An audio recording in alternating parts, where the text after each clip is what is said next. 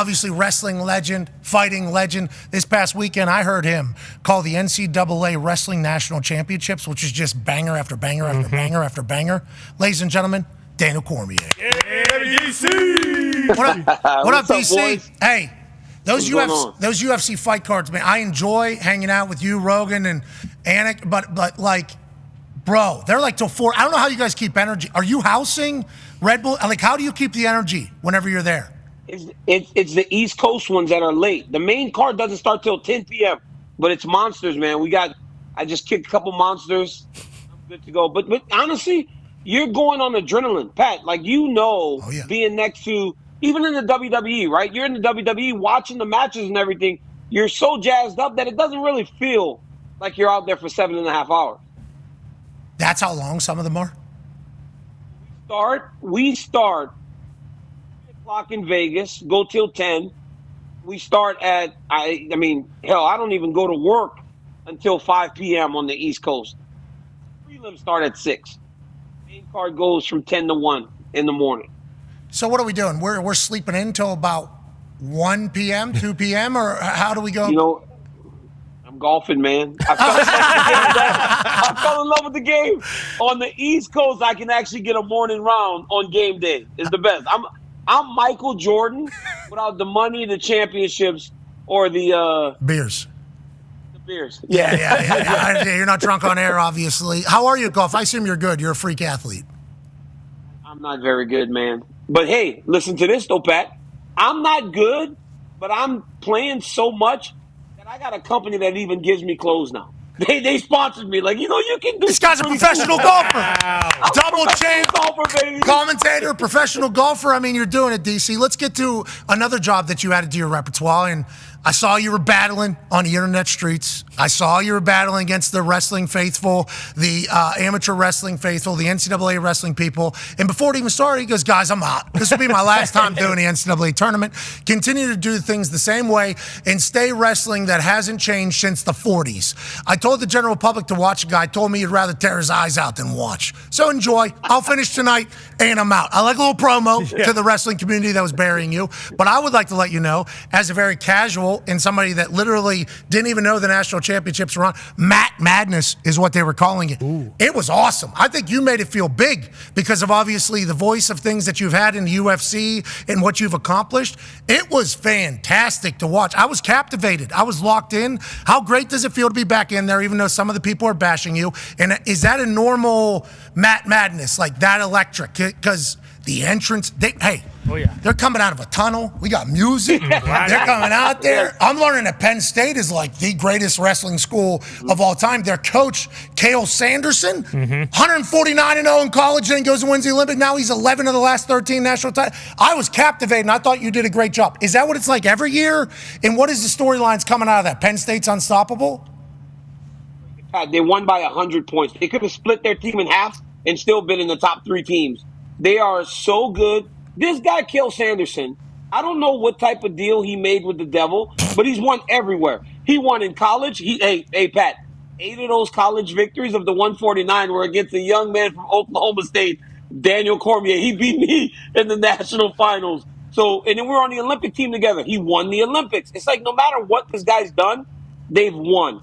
But it's insane to be in that building, watching all the pride from the university. Pat, right? Doing college game day, there's nothing like the environment of college sports. Oh, yeah. It's rabid when you get to the NCAA tournament. There's sections of fans with the universities, and all the big universities have hundreds of people packed in one area just going crazy when their athletes go out. It's fun. But I try to tell them, right away, I go, hey, man, I don't have to do this. I don't have to do this. They asked me to do this. And I'm just trying to help the sport that gave me everything. Aaron Brooks is won 4-time national champion. I think he only lost 3 matches as an entire career. His coach right there, that's the guy. Oh, yeah. That's the guy right there, that bald white. He's the one. Yep.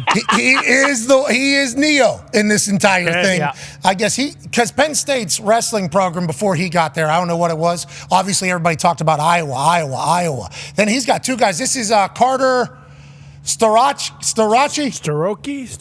What is it? Carter Starachi. 4-time national champion. Like, so pretty good. You only He's get. gonna be a UFC guy. He's gonna be a UFC guy. Okay, so both those guys are going to be UFC guys? Because that's the next question. Like, what sucks is 4-time national champion down here in the front, Aaron Brooks, 4-time national champion Carter Starachi up there, like, only can win 4 times. Yes. Like, that's the amount of times you can win. They won national championship the entire time. The guy that Aaron Brooks on the bottom here took on from NC State, I think he's lost Aaron Brooks like 3 times in the national championship. So it's like, that guy's number 2 in the country. Who cares? Don't matter. Who cares? Go ahead and get out of here. What's next? It's UFC, WWE, or wrestling coaching somewhere for these guys? What are your thoughts? So the old way was coaching. But if you look to the left there, you see Aaron Brooks, you see the big old boy to the left. That's Greg Kirkvliet. He was the heavyweight champ. So him and Starachi both have their eyes on the UFC. The WWE a few years ago started an NIL thing where they were bringing wrestlers in at the very beginning. They brought in Gable Steveson. They brought in the Creed brothers, who are both killing it right now on WWE. Those are my favorites. I love the Creed brothers. Me too. But those guys have options now. But I think Starachi and Kirkvliet are going to be UFC fighters. The rest, Olympics, man, they go chase down Olympic gold. Jordan Burroughs, who is the great American wrestler, walked up to Carter Starachi because Starachi said after the match, he goes, no friends in this business. I'm going to be at the Olympic trials in April. Jordan Burroughs told him, go get healthy because you're going to need it. Hey, those guys aren't playing right now when it comes to making Olympic teams, and I love it. Yeah, I'm here for the mess. He was with a torn ACL, I think he won. Isn't that right? Isn't that what it was? He never said what the injury was, but I watched him about a month ago have such a bad injury that he immediately took his headgear off and they just carried him off the mat. I thought there was no way that he would look as good as he did last weekend, but he did.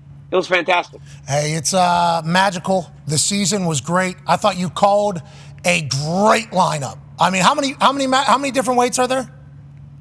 10 weight classes, 20 different kids wrestle the finals, but I did every one of the night sessions, which go on Big ESPN. So I did the round of 16, the semifinals, and the finals. So we got a lot of eyes on wrestling, man, and that's exactly what I want to do. Yeah, I watched it. I loved it. The internet also loved there's a redshirt freshman who got yeah, one leg's going one way, one leg's going the other. Brock Hardy there is getting his groin ripped by a guy named Jesse Mendez. And the internet, this used to be called Banana Split, or has it always been a Spladle? And how does this happen? Yeah. And what do you do from here if this happens to you? Hey, Pat, you know what you do? You hope that nobody gets the camera angle from the other side, where you're looking between your feet and your butt. I'm sorry, I almost cussed. I'm acting like I'm on YouTube. Looking like you're looking between your legs towards the camera. That is not good because you're helpless. This is not something that you practice getting out of. There are a lot of moves that you train to make sure it doesn't happen to you. Nobody tries this. So for Brock Hardy, by the way, a cool name. Great name. Gets put in this, and this dude's on World Star now. He's on the McAfee Show. Yeah. That kid has 4 more years to go through this, and he will never live that down. So unfortunate. Luckily, he lives in Nebraska, where there just aren't many people, so. Doesn't have to hear about it at the gas station. Hey, Brock, you're going to be all right. You're going to be all right, Brock. Good luck, Brock. Hey, that's going to happen. Sometimes when you're living in the paint, you're going to get posterized. Yeah. Okay, whenever you sign up to go out there, there's a chance you're going to get your nuts and your groin ripped apart. And that's just life in the circle. We appreciate you for not only the work you do, but also we get to spend a lot of long nights with you and Joe and John. You guys do a fantastic job. You're the standard up there. So much, man. I appreciate it. Hey, I'm going to see you out in Philly. You're going to be out in Philly? Oh, you WrestleMania season's upon us. WrestleMania season's upon us. I'm yeah. in Philly, baby. What are you doing? You got a little something cooking up on the road to WrestleMania here, DC? No, I'm just interviewing people, and I'm just taking in the sights. And then I do the post show. I'm taking in the sights. Okay.